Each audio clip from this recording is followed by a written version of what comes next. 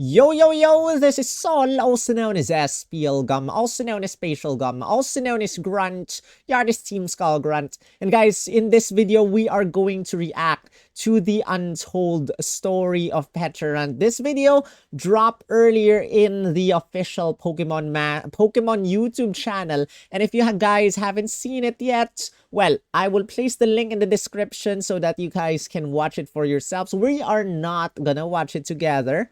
I will just be sharing my thoughts about this video. So this video tells us about the story of Pecharunt, and it's interesting to see, it's nice to see that Pokemon has made a nice, lore for this one. It's not just,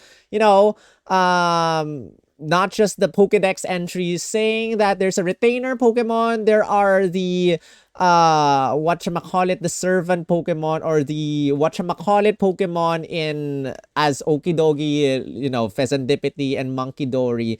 It actually tells a story, and that's nice because a lot of mythical Pokemon, and by the way, this is a mythical Pokemon, guys. What makes a mythical Pokemon different from a legendary Pokemon? Well, mythical Pokemon are Pokemon that has been or that are distributed in via mystery gift, via events, and whatsoever. So mythical Pokemon cannot be obtained normally in the game without connecting to the internet or attending special events to get a code, to get a trade, to get a mystery gift, whatsoever. Those are mythical Pokemon. And this one is an interesting type of mythical Pokemon because you get it via mystery gift. You get a separate item via mystery gift to trigger an in-game event, and that's where you can catch Pecharunt for yourselves. Now, mythical Pokemon are often distributed via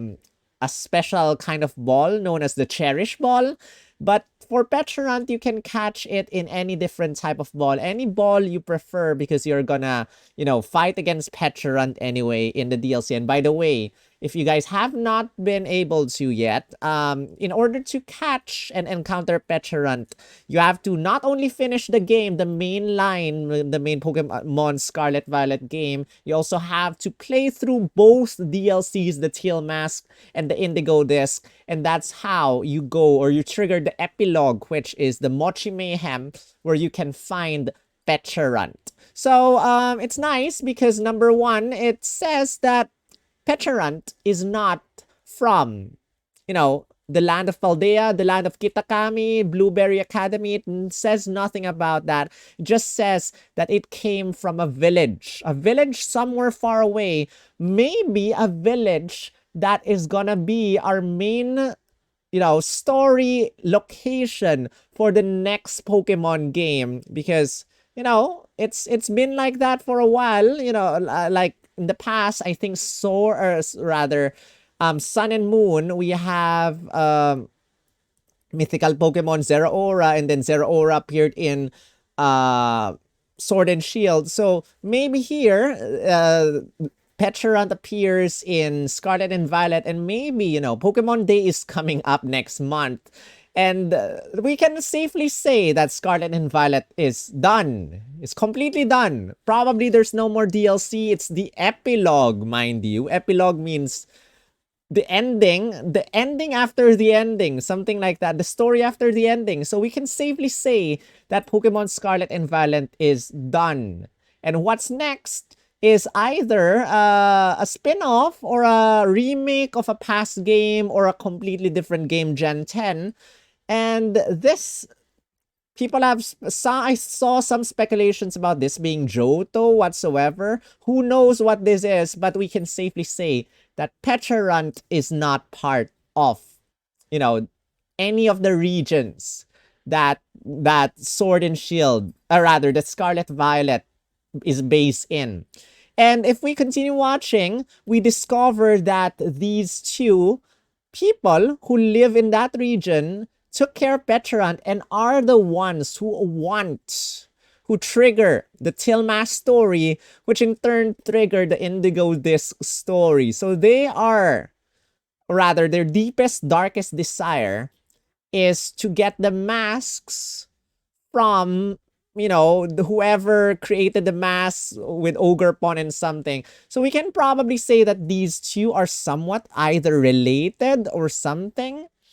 I'm not sure if it's stated in the game that the owner of Ogerpon died during the clash when the Loyal 3 attacked or defended themselves against this owner or this mask owner, this one. But probably he died.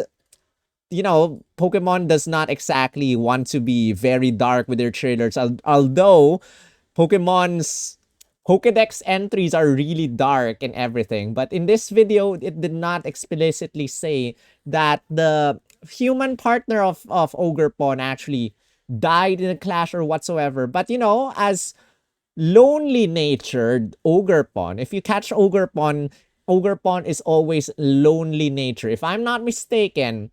And she does not have anyone beside her, so we can probably say that her partner is gone. And so, who's at fault here? It's not Okidogi, it's not Pheasantipity, it's not Monkey Dory. In fact, it's probably not also Pecharunt's fault. The fault is actually with the two people who wanted Ogerpon's masks. And why did they want Ogerpon's masks? Well, I don't know if they heard word about them, or are they in the past mask makers who got envious about the abilities of this mask craftsman and wanted to steal his works or something like that. But how did word come? Why did they want the masks anyway? There has to be some connection. Probably will not see, and Pokemon will not even bother elaborating that in the future. But there has to be some connection here and there with why they want the masks. And yeah, Pecharunt is at fault for bringing their deepest, darkest desires with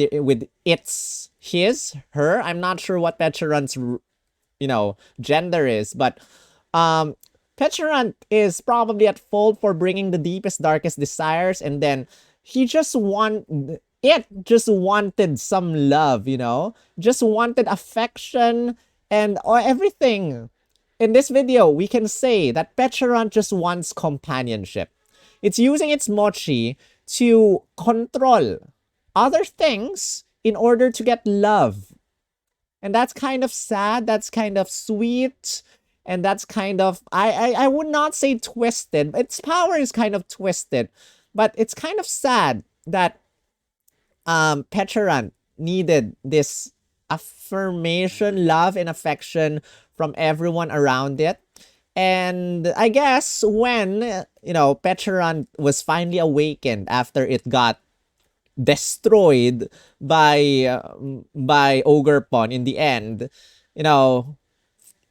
and the person at Peachy's found it in the forest, we can probably connect that. And then when it came out, it just probably wanted affection and love from the other people. It's not exactly sinister or anything like that. It just wanted love. It just wanted affection, companionship from the Loyal 3, just wanted someone to take care of it. It does not even associate itself as being strong. It's kind of afraid of being alone.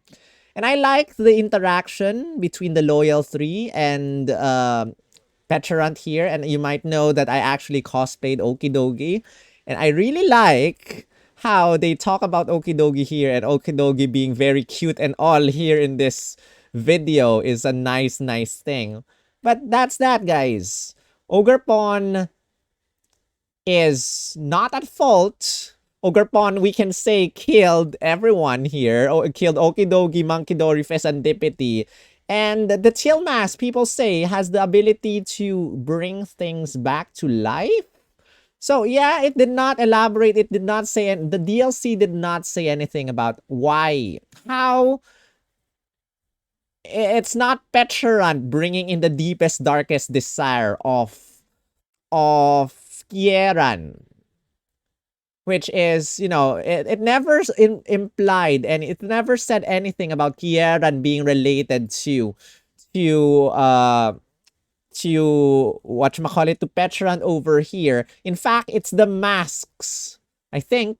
Was it? It's the mask that prevented, or was it? I forgot. But it's the masks of Ogerpon that prevented it probably from being intoxicated. It's covering its face, intoxicated by Pecharunt over here. And if Ogerpon probably did not wear the mask, probably Pecharunt will be able to just throw in a mochi, have the mochi insert, go inside its mouth, and then possess it and become its lackey as well. But Ogerpon, that's the significance as well. If you guys watch my video and saw the interactions Ogerpon has versus Pecharunt when you bring it out in battle, people were saying that we wanted to see what Ogerpon's facial expression looks like. But that's actually a good thing that it's covered. That implies what I just said earlier. It's just protecting the power of the mask, protecting Ogerpon from being poisoned, controlled by Pecharunt. But anyway, that's it. Let me know your thoughts in the comment section. I think I've said enough. I think I wanted to say a couple of things more, but kind of forgot. But we can safely say that Scarlet and Violet is done. And what do you think Pokemon Day will introduce us? Is it going to be a mystery dungeon game? Is it going to be a Pokemon Conquest game? Is it going to be a spin-off Pokemon Masters EX 4.5 year anniversary? Or is it going to be EOS or anything else? 10th generation, is it about time for a 10th gen, or is it far too early for a 10th gen? But, you guys, I'll leave you guys in the comment section to discuss that. Meanwhile, thank you all for the love. Welcome to the community. If you guys are new here, thank you so much for the 30,000+ views in my Pecharunt video. I really appreciate that. I rarely get that much views. Until then, thank you so much for watching. I'll see you in the next one. Rawr.